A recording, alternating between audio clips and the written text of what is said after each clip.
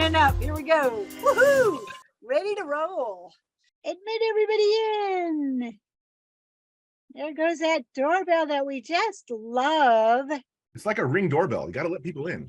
It really is, and it's one of those things. I love to hear it because that means people are coming, right? That's right.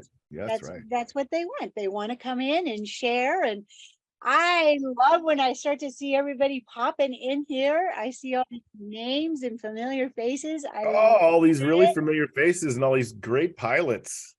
No, isn't this fantastic? All right, still gonna let a few more people in here. Keep that door open, right? Awesome. Hope everybody's doing good. Hope you're having a wonderful Tuesday. Good to see everybody. Wow, I can't even keep up here. Hang on. Awesome. Just stand at the door and hold it open. Yeah. Exactly. Awesome. Still have a few more people jumping in here.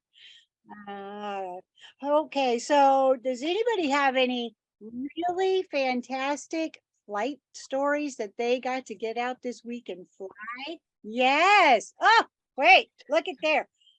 Okay, so I got two people, huh? First, I'm going to start with Carolyn White. She's jumping up and down. Can't wait to share some stuff. So I'm going to go ahead and share. Go ahead, Carolyn. Tell us what you got. All right. Well, good morning, West Coast, supporting the East Coast out here. I just wanted to say it's been a pleasure being with you guys for 3 years, but I'm leaving because I got the job with MassDOT. Woohoo! Super awesome, Carolyn. Congrats. Thank you. Congrats. Thank you. I'm going to try to work Tuesday lunch to include you all because they all are like, wow, what's this Tuesday group that's been meeting for 3 years? So we may have more people joining us, but tomorrow's officially day one, although I have already been to a drone team meeting today.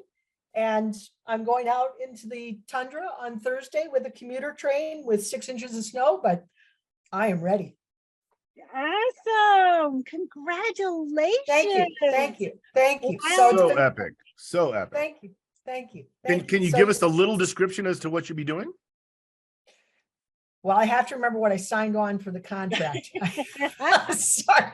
I'm flying a drone. I don't know. It's going to be a combination of flying and teaching.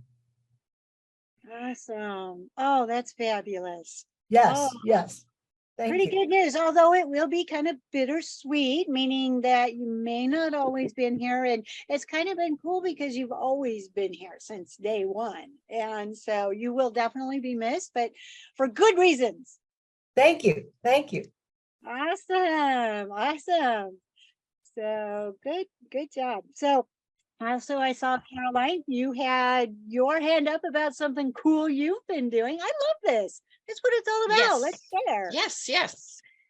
So, yeah, well, I'm not in the tundra, so I'm out west in California, Southern California.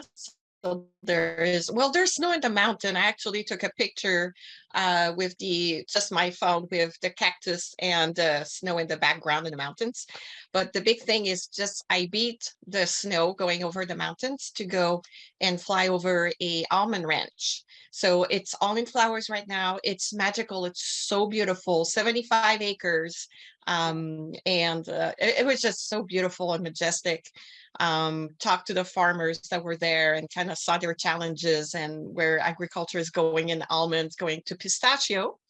And also I brought my Avada and don't fly near beehives. Oh, don't. Okay. I'm still cleaning it. I'm still cleaning it. It took me a while to get the SD card out of there. So, but yeah, just a very beautiful experience. Simple Green works really good on bee juice. I was going to say, so what you're saying is you got some really good B-roll. Right? Be there. Yes, absolutely. And don't forget our workshop March 18 and 19 with a whole bunch of cactus So we have 6 acre of land. So if you or anybody you know, it looks like all the group here might be all very experienced pilots, but if you know somebody who is getting into it, I'd like to have a little bit of mentorship to do beginner drone skills and know a little bit more than what a drone does, sign up for our workshop, Southern California, sun, beautiful 6 acre, all open. So don't forget. Awesome. Awesome. And you just posted something in the members perk page I saw. So again, if you're not a member, please join. And then you have access to that members perk page, right? So awesome. All right. Well, with that, I know there's a lot of people here that are excited to hear from our spotlight speaker today. And as I posted in a kind of a follow-up to one of our social media chats, Jim is a wealth of knowledge, and it's so exciting to have him here sharing about Lychee, because this is a program that we don't hear a lot about, and he's a master of so many things. So it's super exciting that he's going to share with that. Jim, thank you for joining us, and I am going to make you spotlight for everyone. We All don't right, hear you. thanks. There we go. All right, let me get everything going here. Thank you so much. I appreciate what you just said, but it's one of those things where I almost don't understand why. You said Lychee is not really commonly known.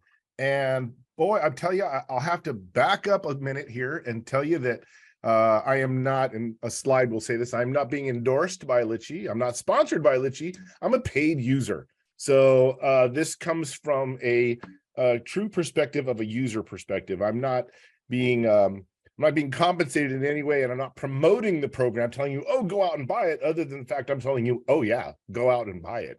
As a user, you will thoroughly enjoy it. I've been using Lychee since the price was $14.99, and the price has gone up a little bit. So I'm going to go ahead and share my screen, and we'll go ahead and get this going, because I'm going to have to really rip through a lot of data in our short little hour. But I'd like everybody to go ahead and don't hesitate, bring up the chat window. Make sure you have the chat window open. If you have any questions, go ahead and pop those in. We'll try to get to those both during anything I'm talking about and afterwards if we've missed anything.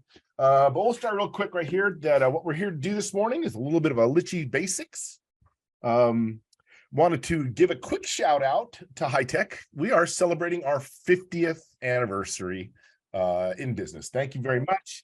From 1973 to 2023, Hitec has been a leader in motion control and radio control systems, and I cannot be more proud, because I tell you that as a 10-year-old boy, I literally held, and I'm looking for one now to hold up, and I don't.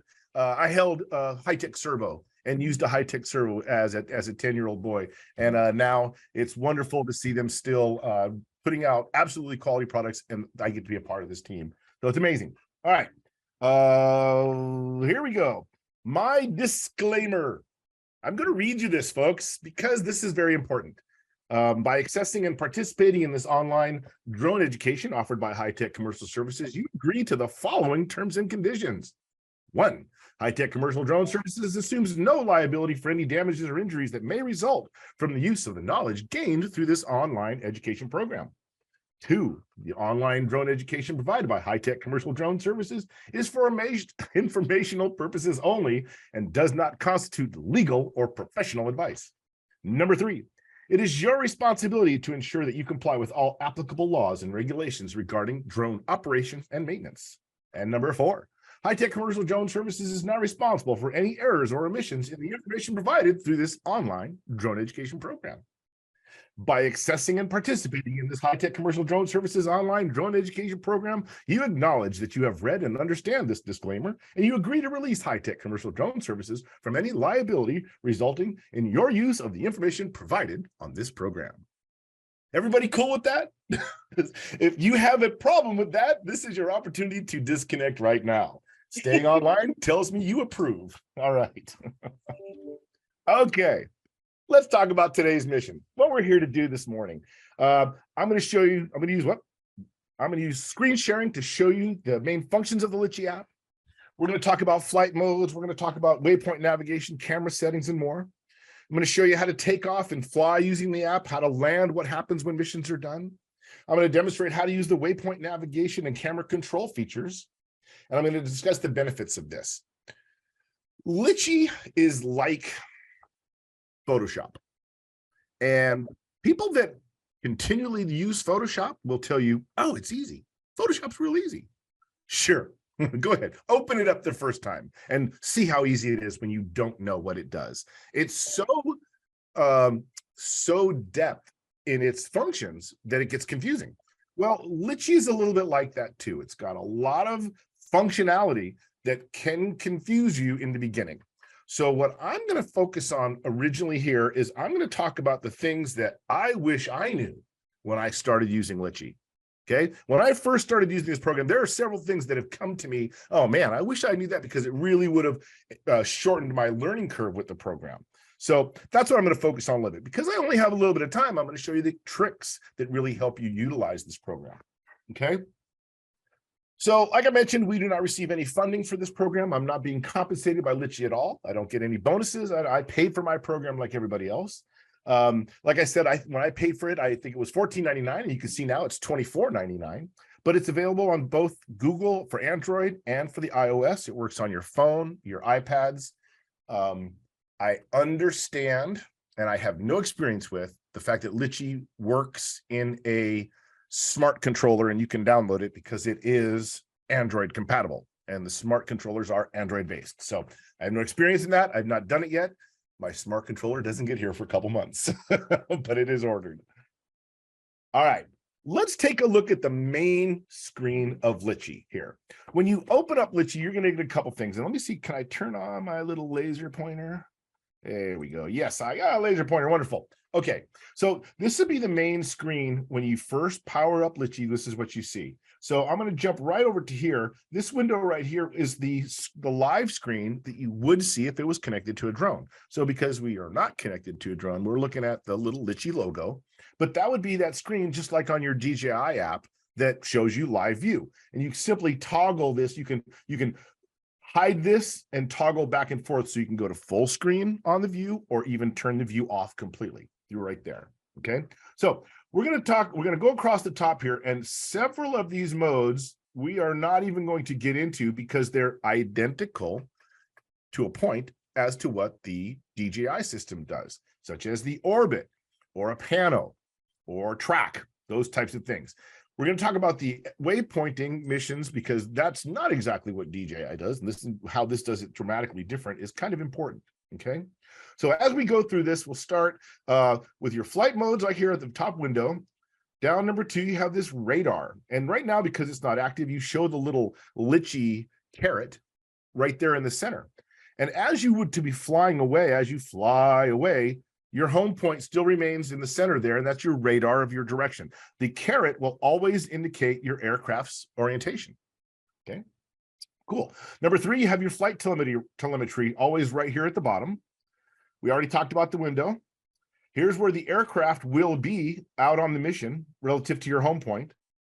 If you when you power up to take off, the aircraft will always show orientation via the carrot. Okay. Let's see. We get to. I'm looking for number 8. I don't see. Where's number? Oh, there we go. The photo video switch. It is a slider right here, whereas on your transmitter you can still indicate. Well, maybe that's something I should have opened with.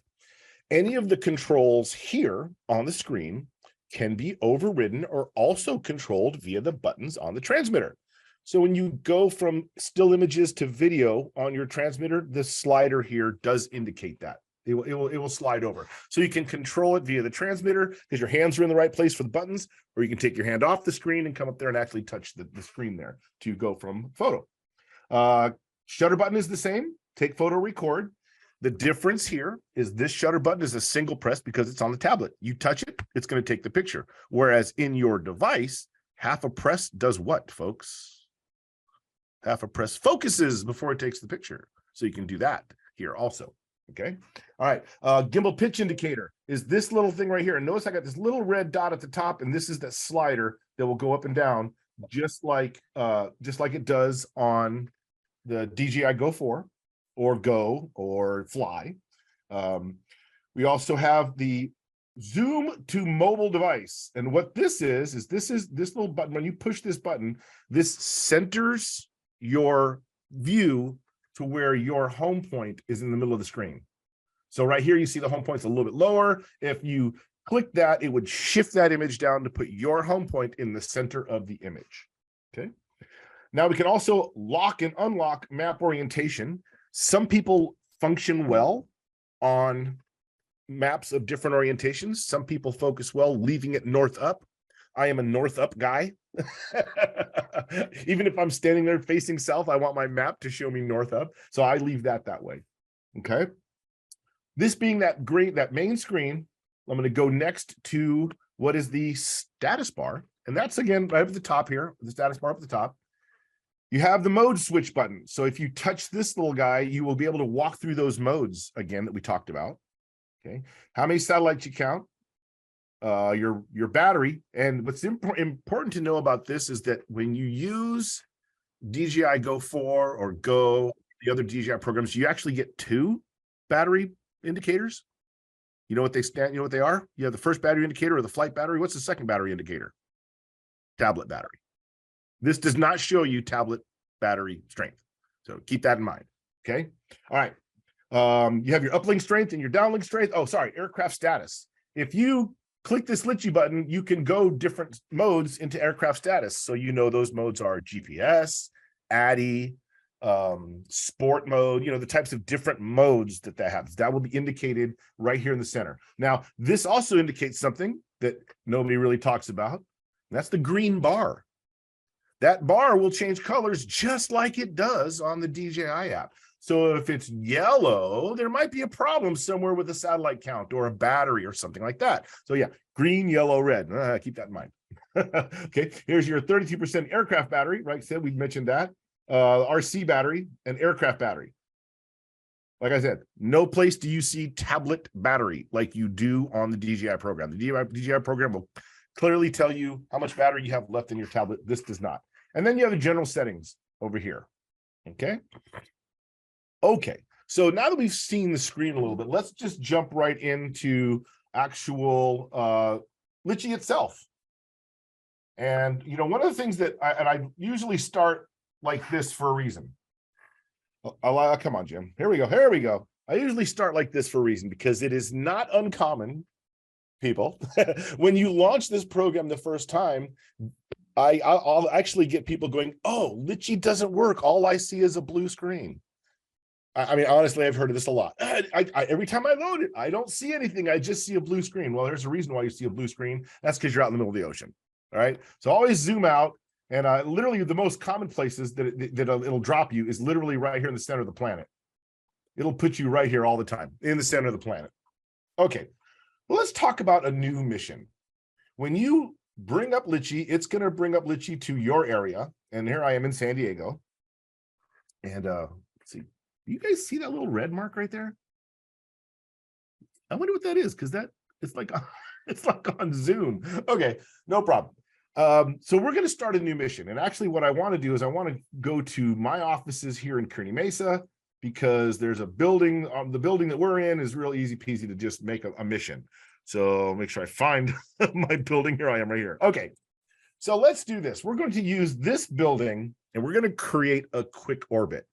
Now, I'm going to get into this mission quickly because it all kind of builds on each other first. All right. So with your mouse now, this is at flylitchi.com. So flylitchi.com takes you to your original mission hub. Now, you can do this even if you're not a member. Even if you don't have a subscription to Litchi, you can go to litchi.com and play along. You can play in the home game, build your missions and all that kind of stuff. What you can't do because you're not subscribing is actually function and use it and transfer it and that type of thing. Okay. So when you load up Litchi, flylitchi.com, this is where you go, and it shows that I have an account. So we're going to go right to my mission hub. And when you do that, it goes to your location.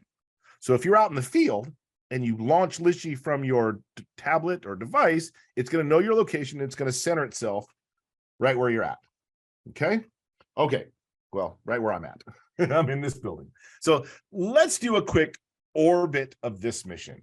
Okay. So it's real super easy. I have missions. We have missions down here. we can start a new one. We can open a mission that I've already got.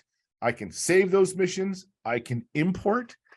Here's where we start to get into the power of this a little bit, because you may often get something provided to you, such as a KML or a KMZ, where someone will give you an area or something to inspect or view or take videos of, that kind of thing. But then you can import that, and you can import a DEM, which is the digital elevation model, right? So you have altitude values. You can import a CSV, a comma separated value, like your flight records that are out. You can actually have waypoints, comma, waypoint, comma, waypoint, comma. All of those things, you can just import that as a CSV, and it builds these routes for you.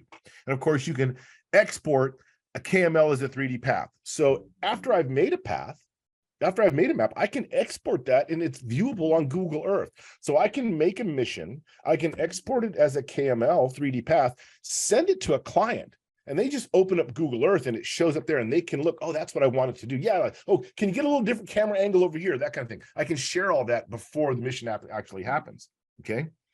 In the settings window, yeah, I'm an Imperial guy. I don't think metric yet by my brain. I leave my heading on custom, excuse me, but you have auto, which starts at TNW. What does TNW stand? Anybody know? Anybody? True Northwest. You have the initial pointing of your scope or your orientation. Then you have manual user control. We'll talk about those. Then we have what we do when we're done. Do we want it to just hang out there and wait for the next command? Do we want it to return to home? Do we want it to just land where it's at? Do we want it to go back to waypoint 1, or do we want it to reverse? This is one of the most powerful ones ever, the reverse. That's so underutilized. And I'll give you this example. Even, I'm going to close this because it's actually on this viewable right here. On this little build job I was been working on, this little site right here is right next to, hello, there's an airport. Interestingly enough, the circle of radius on this airport goes right through this project. So the circle goes right through this project. So I can fly on 3 of these sides, but I can't fly on this side. So my mission, and I'll show it, is an out and back, where it goes out, and then I use the return function. And that's what I get. So there's a click one button to not have to reroute the whole map, where it goes back and does it again. So we'll show this one, but that's a good place where that becomes helpful. Okay. Now we talk about straight lines and curved turns. When we talk about path, as I build these missions, these things will make a little more sense. But there's one kicker to know here about straight lines and curved turns. You cannot use curved turns on a photo mission. Pretty simply put, right? You cannot use curved turns on a photos mission. As we build this, I'll show you why. Okay. All right. Cruising speed. Cruising speed is when you can set you can set your throttle, so to speak, as your speed, and your maximum flight speed. So if you want the drone to traditionally, I mean, and here's why you want to set a cruising speed. Most clients will have something that they like. Oh, we like all our stuff at about 20 miles an hour. So if I just set my cruising speed to that speed the client wants, it always does that without me having to tell it how fast to go. But I could at any point in time speed up, slow down. I don't have to do that. Now I'll show you those differences. We'll get to there. Okay. Photo capture intervals in seconds or feet, just like a time. I can have it take a picture every 3 seconds, or I can have it take a picture every 3 feet. Those are user settings. Okay. My default curve size. We'll talk about that once we get there. Now, default gimbal pitch mode. I usually leave it defaulted to no control. That gives me the option to set the control for every mission. Whereas if I have it focus on POI, anytime I start a new mission, it's going to think it's a point of interest mission. Or if I have it interpolate, it'll think that that's what I want to do. Interpolate. Let's talk about that word. That's a confusing one that a lot of people don't understand. Let's just call that user setting. You set the angle to what you want with interpolate. If you want 24-degree angle, you put 24 degrees in. That's simple. Okay. All right. This one is the main reason why we have that disclaimer, and we'll get there. And then use online elevation. You cannot use online elevation unless you go back to the beginning and you import that digital elevation model. So if you're going to go to a mission, a place where you need to know the elevation values, you're gonna have to import that digital elevation model before you make this mission. Otherwise, they won't be correct automatically. And I'll make you a quick caution on that one, because digital elevation models are wonderful, but let me tell you something. I'll guarantee you that any digital elevation model data that you may find online is not going to be good at a construction site, because they just cleared that construction site off. So all that digital is going to keep you from running into the top of the mountain, but now it's a flat scene. So don't always bank on DEM values. And I don't know, Desi, is Randy Wynett joining us this morning? Because if Randy Wynett was here, I'll throw him under the bus, because he did a mission where he set the values and he didn't test it, and he went out and he flew his drone into the ground because he thought it was set to 20 feet. And it was, but his takeoff altitude was different. So those are very, very things to be keenly aware of, that a digital elevation model is not necessarily going to be the lifesaver and tell you everything you need to know. All right, cool. Get through settings. And by the way, Yes. Randy's not here today. He's been Okay. here recently, Yep. but not today. Well, I told him to jump in there, and I actually told him that if he was going to show up blind, I was going to throw him under the bus. Ah, that's he probably why he he's not knew it here was now, right? happening. Yep.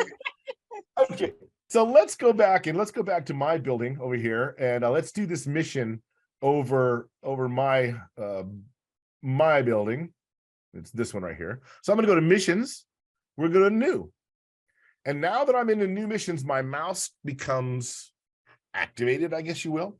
A right mouse click gives you a point of interest. A left mouse click starts putting waypoints down.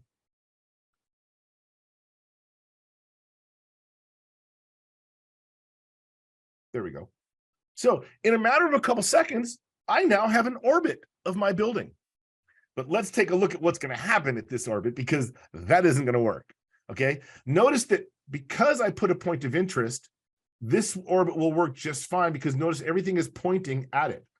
But because I did that first, if I can remove that, delete.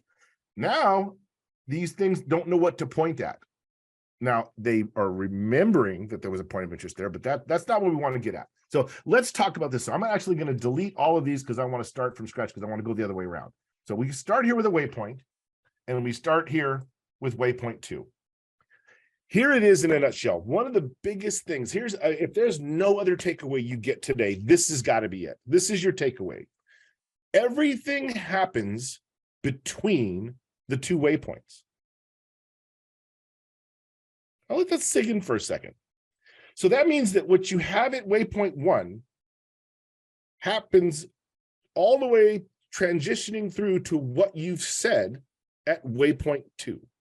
So let's take a look at this one right here. So here we have, in this particular case, the drone is facing the same direction, not facing the direction I want to it. So I'm going to highlight this one, and now I'm going to go over here, and now I have all this control over that waypoint. So heading, I can grab the heading slider and keep your eye on the number 1 as I rotate. Look at that. So if this was a building inspection, I would want it facing this direction. So as it transitioned, it looked at the side of the building, right? That's what I would want here at waypoint number 1. So let's talk about waypoint number 1. Let's go ahead and make this at 100 feet, right?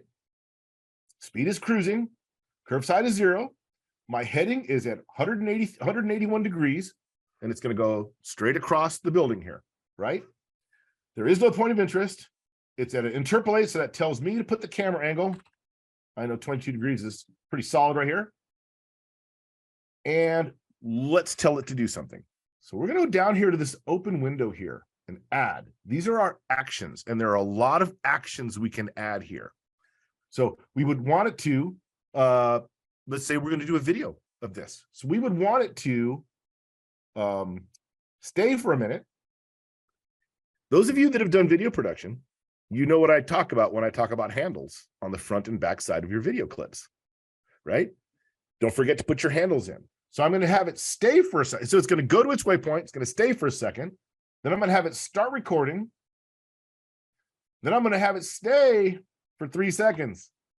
I see I didn't have that one. There we go. I'm going to have it stay for 3 seconds. So once it gets to its point, it stops. It starts recording, hangs there for 3 seconds, and then starts its transition to the next waypoint. Okay, so as this is set up, this looks pretty good. We're going to go to the next waypoint, but let's take a look at the next waypoint, and I can do that here by moving forward and back through my waypoints, or I could have just clicked on it. But here at waypoint 2, we have a couple things happening. Notice the bird is not at the correct orientation. If I was to do a video inspection of pass of that building, you can actually see that it's now pointing toward the center of the building.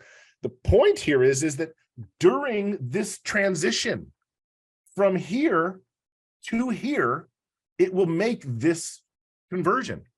So that means as soon as it leaves here, it's already starting to change its angle, because during this transition, it wants to be at this angle by the time it gets here.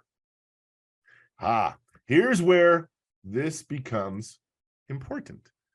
So notice what I did here is I put in an additional waypoint, because like I said, everything happens between the two waypoints. So because I want this to be a clear video pass of the building, I now fix this orientation. Oops, curve size, sorry. I fixed this orientation, number 2, to be there.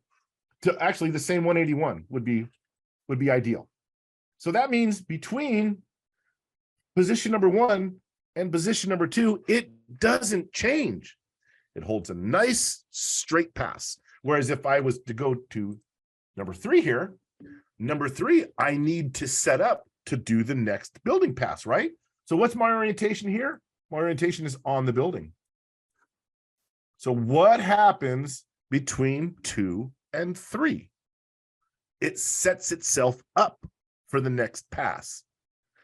See what I'm meaning is when you start to get it, that everything happens between the 2 points. I've seen so many times where people set 4 points up and think that it's going to be a good building inspection, and the camera never ends up looking at the building. So I start with number 1 at the correct orientation. I get to number 2. Now between number 2 and number 3, it's going to orient it to the next building, the next point. So I can take number 4, and I can drag number 4 down to here.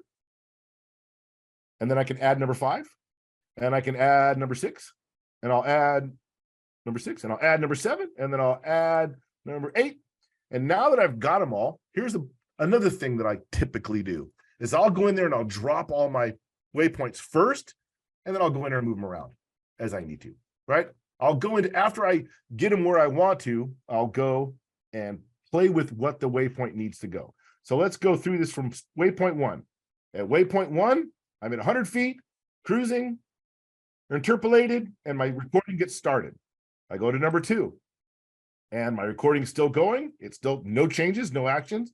I go to number 3. The only thing that changes is the orientation.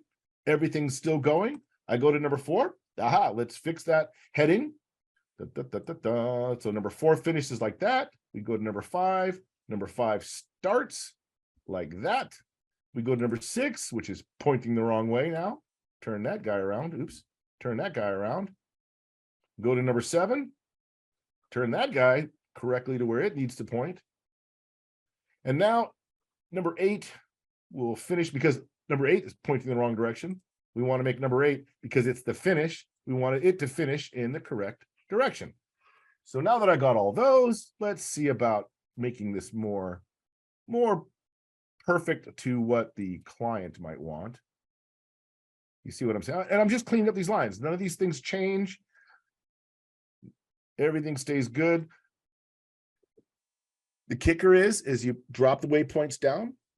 You can then start to tweak and tune them and make those actions. I guess I need to go to action 8, number 8, and stop. I want it to stay for 3 seconds first, and then stop recording.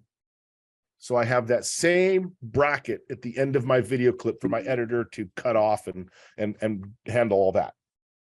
So in a few seconds, we made a complete orbit and video inspection of this building. But there's a couple things here we can make this simple. Let's make it look a little nicer, right? Let's add some curved turns. Okay. This one may not be the best for curved turns. So what I'd like to do is I'd like to go to a different mission that I just did for this one. It's called Mount Soledad. Where did I put it? LMN.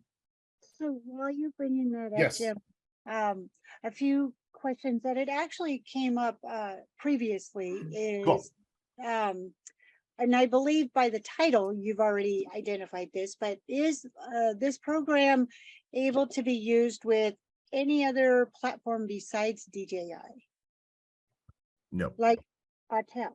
no. No. Okay. Right. DJI. Okay. Okay. There is the Litchi does have a Litchi does have different. They're branded differently. Litchi is the brand for DJI. I don't know what it's for the Autel, but I think there's a version of. I mean, it's just a program manufactured by the same guys. It's an app written by the same app developers. I can't think of the name right off the top of my head. I'll look for that. Okay. Okay. All right. Okay. So this was a mission I did at just a few minutes ago, wanting to kind of prepare for this one.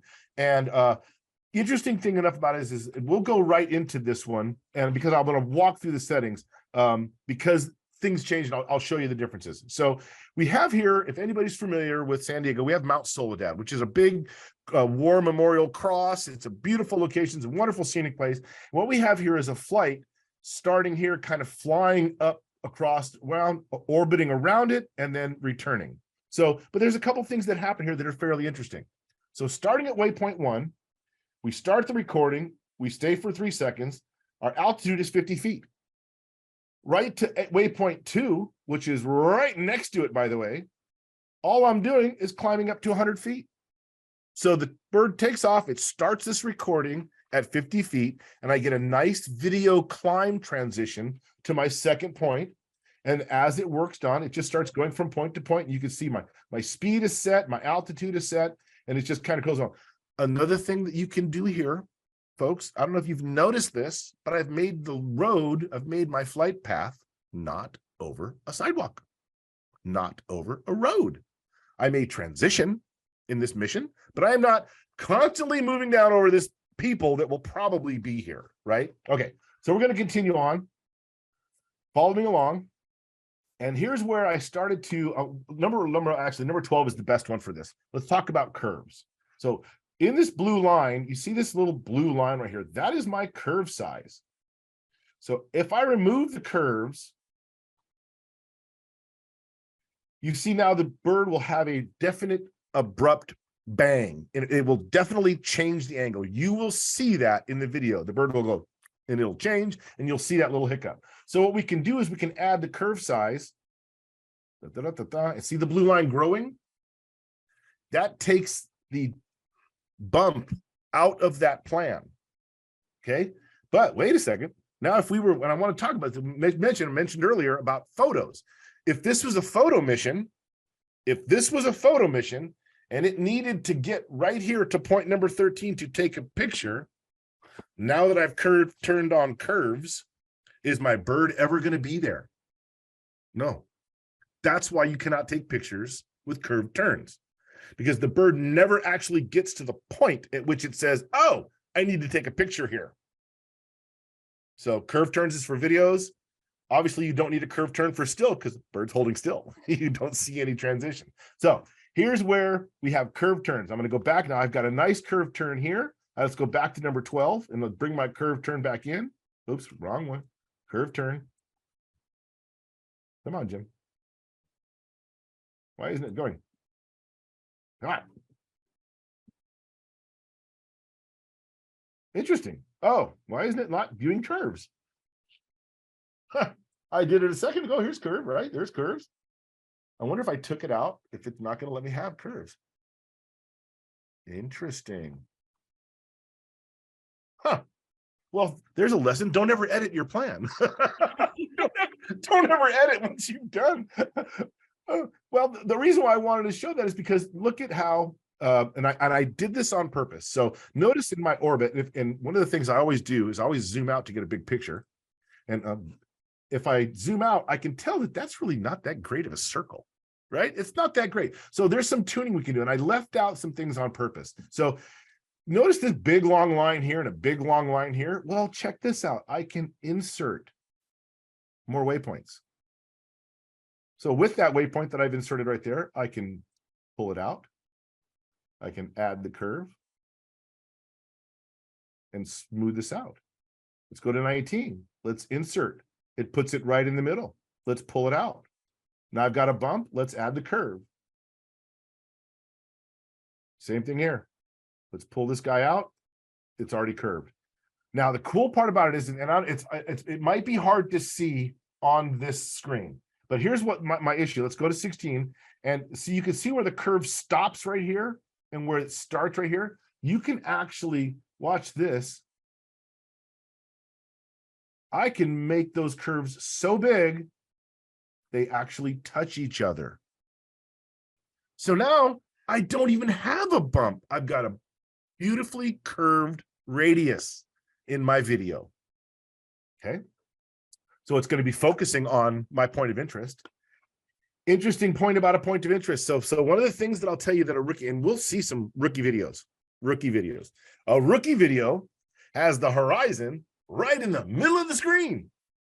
No, people, no. You want rule of thirds. Come on. We've been through this. Rule of thirds. You want rule of thirds. So here on my waypoint, if I left this as it was, it would be looking at the waypoint way too high. Watch this. Minus 25 feet. Make the camera look below the object. That way the object, like a statue or something, sticks up into the frame and your horizon is down where it belongs. Okay. Negative values. This is a unique feature of Litchi. Litchi is the only program that allows you to naturally use negative altitude values. Super huge. Get your camera down where it belongs. Drone deploy, notorious for not letting you look down.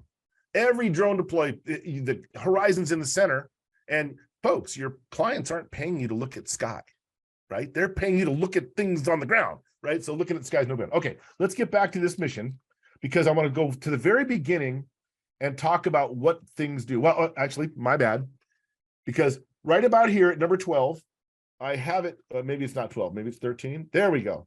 I start to focus on a point of interest. So as I'm flying up here, it's flying with the camera facing forward, following its path. So you get this little view. You're going to go straight across the parking lot. You're going to turn. You're going to follow. So you get this like welcome to the show view. You're following the road. You're going to the venue. And then about the time you get to here, number 12, instead of it following where it's going, it's now going to focus on the point of interest. Oh, I did that again. It's going to focus on the point of interest. Point of interest number. And as I go along, we will, I have to close that, thank you. As I go along, why is it not responding? Maybe it's because I have, interesting, it's not, I can use, there we go, wing, ding, perfect, let's follow through. That was at the end, that's why. All right, here we go, we are following right here. Right here is where it picks up point of interest number 1, which is the cross. And as I go around, you're going to keep your eye focused on this point of interest because that needs to be 1. And as I go along, everything is stuck here on point of interest number 1, right? I'm just following through. Everything's great. Now I finish the circle right there. And now between 26 and 27, the drone turns around. As we get to 27, it is now focusing on point of interest number 2. Where's point of interest number 2? I don't see it. There it is. It's out at the horizon. It's out at the horizon. So as my drone takes off here, follows the sidewalk, studies the cross, finishes the cross, as it's transitioning to home, it will simply look at the sunset. It will simply look at the sunset. Then it will continue to look at the sunset as it transitions from number 27 back here to number 28, which is the last one. Check this out. Altitude, 100 feet, down to 20 feet. So as it's focusing on the sunset, it's descending in altitude coming home to give you that nice creative close of mission, that little come up. And then it's going to hover there at 20 feet. It's going to, whoa, look at that. It's going to keep recording. We have to add some things in here. So we want it to stay for 3 seconds, right? After it stayed for 3 seconds, we want it to stop recording. And presto, you now have a mission that you can go out and fly with absolutely confidence that your point of interest target will happen. And the beauties about these types of missions, folks, is that as long as your programming is correct, the flight will be correct. So that in mind, don't expect it to be perfect the first time you go out, right? So this mission right here, if I was to be hired to do this, if I was actually doing this for a project, I would go out, I'd fly it, I'd watch my video, and then I'd be there with my laptop and I would tweak this mission. I would literally fly this mission 3 or 4 times to make sure it's exactly what I want before I did the video clip for the client. But the beauty about this is it would be exactly what I want once I got it there. I wouldn't make a mistake. I wouldn't sneeze and bump the sticks. I wouldn't fumble. There wouldn't be a hiccup. If my phone rang during the event, you know what I mean? If somebody bugged me, if somebody came up and spoke to me during it, it wouldn't bother it. It wouldn't cause any problems here. This would simply just happen. Okay. So what are we doing on time, Desi? How are we doing? We are at 9:45. Which gives me how much time left? Well, we go to the top of the hour. Okay, I better hurry. Okay. Okay. Well, so now that you've been through this, I'll tell you that doing this repetitively is what's going to help you get through this. Keep in mind, everything happens between waypoint number 1 and waypoint number 2. So if you need it to change, you're going to add a waypoint, give it room to make that change before you give it a waypoint to start that next thing. So with that in mind, I'm going to go to settings. And this is the part where, folks, I mean, and I wanted to spend time on here because this is where the mind gets blown. Everybody's, oh my gosh, wow. We start talking about cinematography and creative use. So one of the things that I'm probably going to pop some bubbles here. I'm probably going to burst some bubbles here when you start to realize how many of these creative content people that you might admire fly with Litchi. Don't hate the player. Don't hate the player. They're using a valid tool. So check this out. So in settings, I got the settings one open. We're going to do show discover missions. Again, folks, please understand that the things I'm going to show you may not follow FAA regulations. That's not the point. The point is to show you that you can be creative with that. As a matter of fact, I'll just go where places aren't in the FAA. The FAA has no control over. So I have clicked show creative missions. And as I zoom out and show you the planet, look at that. Isn't that amazing? These are places where people have made missions, made them publicly available, and in some places flown them for you. So here's a great example. There's one here in San Diego that's pretty popular. Let me find it. Oh, it's this one right here. The La Jolla Temple. So here is the map. Well, wait, close. How do I close it? Here's the map. And I show you this one because there's a couple things to be aware of here. This is a very tall structure. Notice how it is the Google Earth is not directly over it. Notice the building leaning toward the east.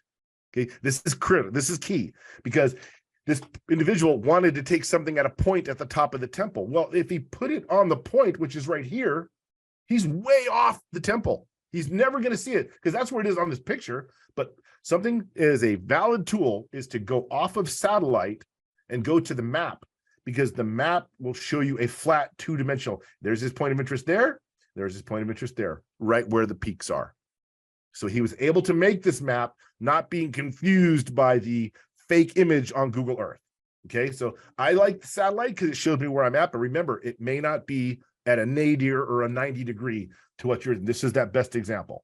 Okay, so let's not mess with this guy's mission. So here's this gentleman's mission that he put up here.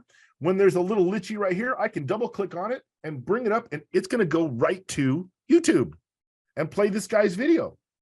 So you may not get the best quality, I see, yeah, because it's YouTube, it's been dumbed down, and I'm sure it's a little fuzzy, but here is his mission, folks. This is the mission that was automatically flown. Okay, so the point being is that you can, and there's even more to this part about publicly putting these missions up, and that is that you get a lot of exposure. you get a lot of exposure, and content creators, the folks that do the web blogs and things like that, this is a gold mine for them, where they can fly the mission, publish the mission, put the mission up, and next thing you know, other pilots are looking for it and other pilots are using it. You can make it done. But here's that mission, this orbit around this temple. You tell me you could do this smooth with your thumbs. I'd like to know, right? You show me you're this good with your thumbs one time, awesome. Now do it 20 more times. The likelihood of you repeating it are zero. Now that you have this exact flight can happen anytime the weather's good, the weather's bad, whatever. This exact flight will happen time and time again. So this is just an example of a place where a content creator uses this, publishes it, gets their name out. You saw LDS tell me, you got the guy up here, he's getting the credit for all this. So this is just one example on this content. And I'm going to go places where it's much more prettier, right? Worldwide, folks, this stuff happens worldwide. I'm just randomly zooming in here. I have not seen this mission before. Oops, let's not mess with this guy's mission. And we'll see if he's got to publish. Yeah, so he's got the little itchy here, so that means he has actually published this video. Double click on it. There it is. Let's watch this guy's flight. At least it's good quality. Okay. But see, here's an opportunity where you get these missions done autonomously, and there's never a mistake. There's never a bump. You didn't make a hiccup. And when you have a scene, folks, and this is, those of you that do content provide, you understand what I'm talking about. When you've got a 4-minute scene, right? You got a 4-minute thing that you're about to do, and you're 3 minutes, 55 seconds into it, and you make a bump. You have to do the whole thing over again. This just takes all that out. This takes absolutely all that out. Now, one of the things this will show you too, and this is why I share this for last, because I want you to spend some time going through these creative missions, these provided missions, and see what works for you and what works for them. Sometimes, like right now, the way he's doing this with the camera nadir, that might not be what some people want. So you can, there's even more to the fact where you can take this mission exactly as it is, copy it, and paste it in your backyard and have this exact mission flown. So you can duplicate and replicate and share these missions. And literally all this guy's doing during this flight is, editing out the transitions. The drone is just flying around, taking one video clip, and he's just editing this out. But this exact flight was shown, this is the exact flight is what we have here. So you can see that he's got his curves set, his takeoffs, his landings, what he's doing, all these things. That's exactly what is very helpful, folks, is see what other people have done. So I want to open up a mission that I've done because when we were doing my classes at Grossmont, one of the assignments I did was I said, make your drone dance for me. Show me a dance. So I did this one, and this is called the Grossmont dance. And literally, it's just a handful of waypoints. And I mean, honestly, when I did this, I just took the mouse and went click, click, click, click, click, click, and went around and click, click, click, click, click. And as I do these things, let's get to the first transition, the first waypoint. That's close enough, and we'll go down to 5, 4, 3, 2, 1. Okay, so transition or waypoint number 1. You see what happens, and because it's just to make the dance, I don't have it pausing. I'm not doing videos. I'm not doing stills. All I'm doing is making it change in altitude and change in speed and change in direction and change in rotation and climb and da da da da da da. And as you're standing right here, this drone kind of performs this dance right in front of you. Okay, well, cool. So the kicker is that there's a lot of things I can do with this mission. I can rotate. Come on, Jim. Come on. There we go. I can rotate the mission. I can scale the mission. Come on. Sorry. I can scale the mission. I can make the mission bigger or smaller. So if you do something out and you really want to make it tight, make this whole thing fit into here, you can. Easy by a couple mouse clicks. I can move it, which means I can copy it. I can take this mission and I can put it over here. I can take this mission and put it in my own backyard, orient it the way I want to. And of course, I can clear the mission. All these things, great. All doable right here. Now, I know we're getting real close to the top of the hour. There's a couple things we didn't really have time to go through, but the main takeaways, everything happens between the 2 points, between waypoint 1, waypoint 2, between waypoint 2, between waypoint 3, all those things happen there. Understand that your missions, and I'll show you one more mission before we get to the questions. And there's one that I did here. This is a hotel. This was a video orbit showing the two buildings. But the kicker is here is this is where my final comment about Litchi is that this location right here is right there. I am on airport grounds, people, and Litchi will let you fly. Okay. So this is one of those things where this could be in the wrong hands, utilized nefariously. So this gives you, a drone pilot, a ton of power. And that power is to fly legally and fly responsibly. Just because the drone or the program may let you do something doesn't mean that you have the approval to do that. So only do things like this when, of course, you have that legitimate approval, right? Cool. All right, let's we kind of had to rip through it. It was, if you want to rip through some questions, Des? I do actually have one question that I'd like to address. What happens if you are in a mission and you need to pause it? Oh, see, now you guys are just making me smile. Okay, well, first of all, you know about the DJI pause button, right? Right? Show of hands. Anybody happen to catch my online lesson about the DJI pause button? No problem. That's your first line of defense.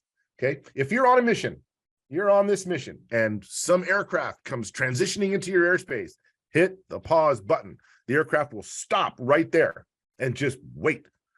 You always want to make sure that you're in a hold configuration when you're scanning for aircraft and your attention is being pulled away from your bird. You don't want it to be on its mission, divert your attention, and then go back and not know where it's at because it's no longer there, right? Because it's continuing. So you always pause to make traffic. Now, there's other things you can do.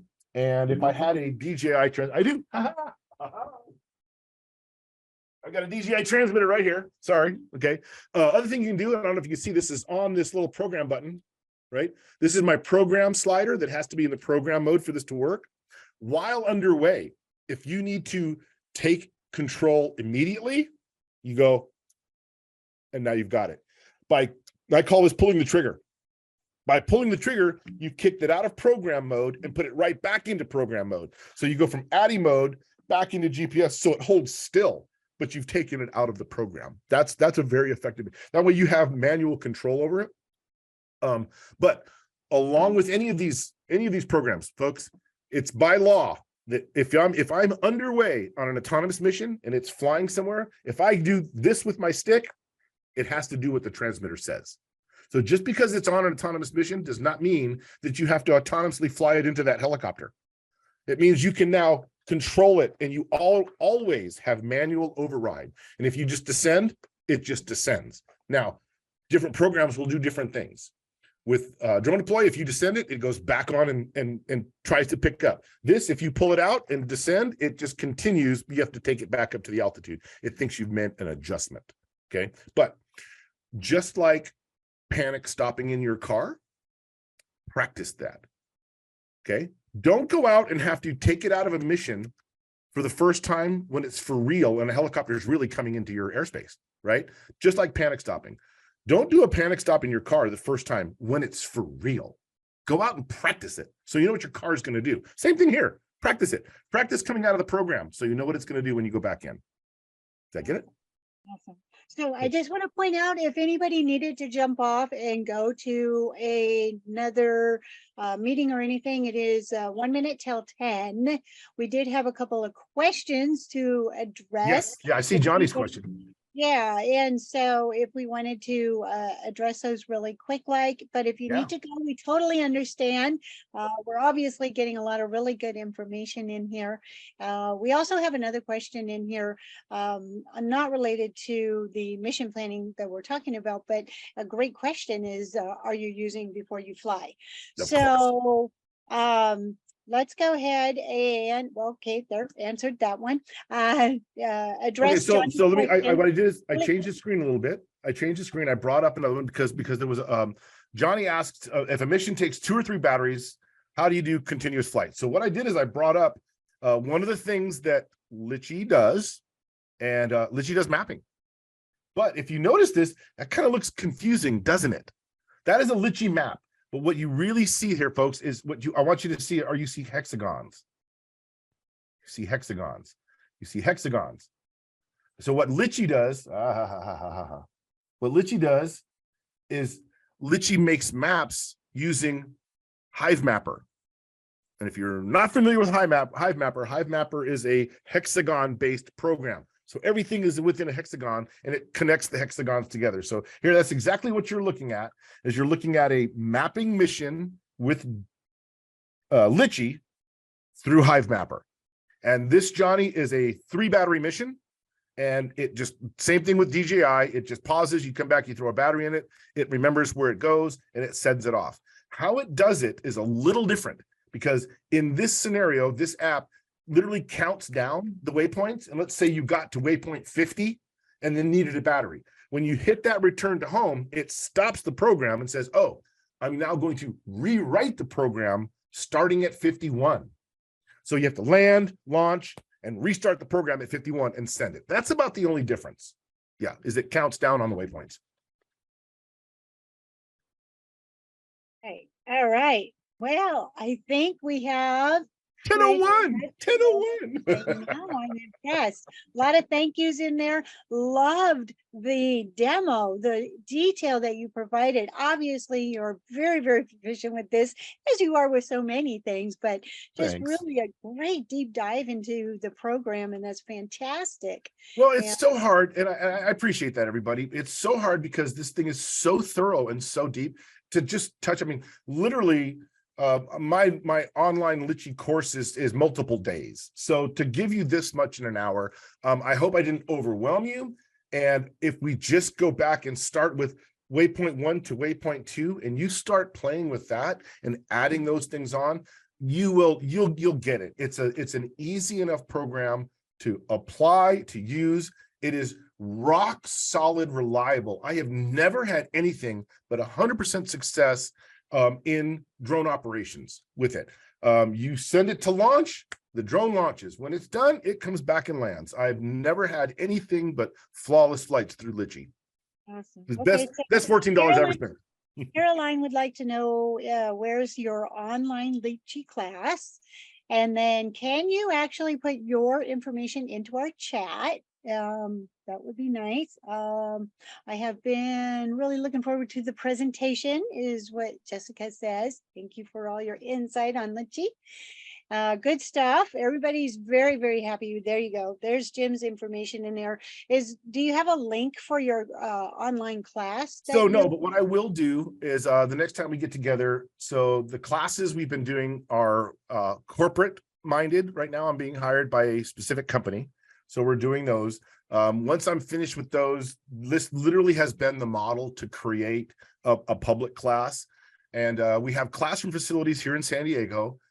We have flying facilities here in San Diego. We're thinking about a 2 or 3 day Litchi class, probably in the summertime when it'd be nice to come out and visit. So I'll make sure everybody Women in Drones. So the target is like $595, but we would do a Women in Drones special, of course, to make it affordable.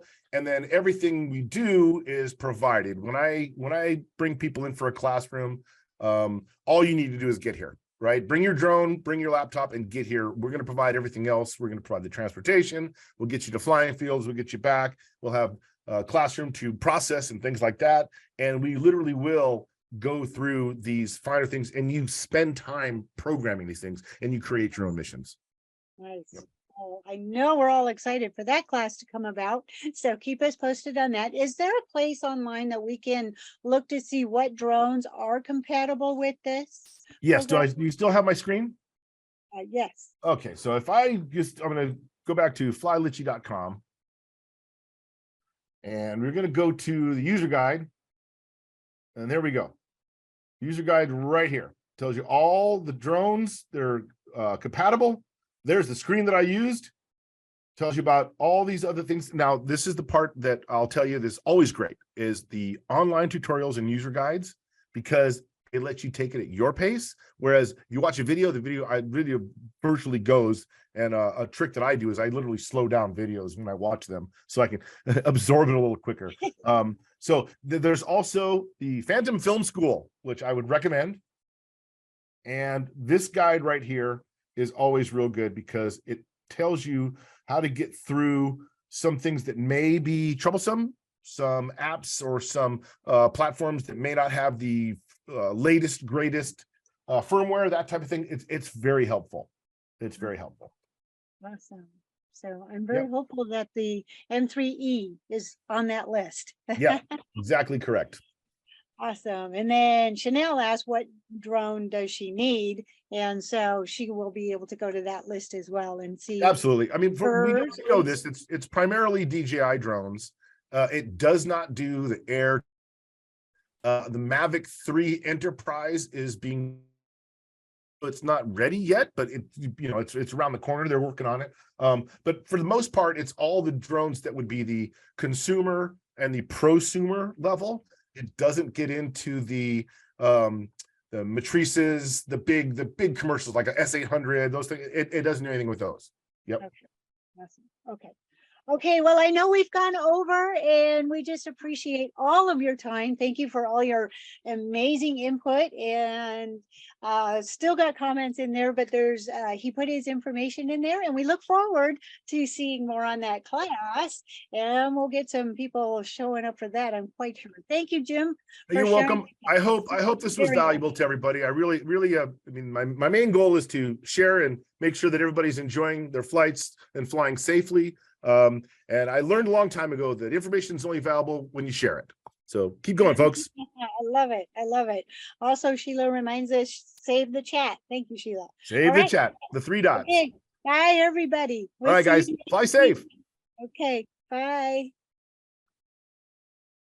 That kind of wraps it up.